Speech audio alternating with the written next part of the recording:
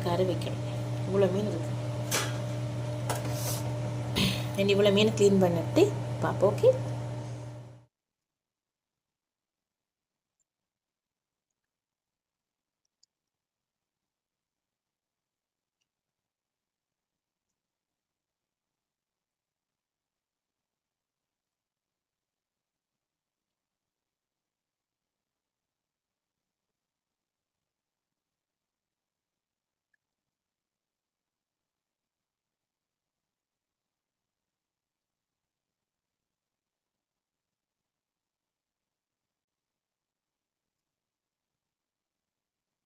உச்சைக்கு சாப்பிட இந்த மீன் வறுத்தது, தேங்காயில் வறுத்தது. அப்போ அந்த எண்ணெய் பேலன்ஸ் இருந்தப்போ அதில் போட்டு சோறு மிக்ஸ் பண்ணியாச்சு.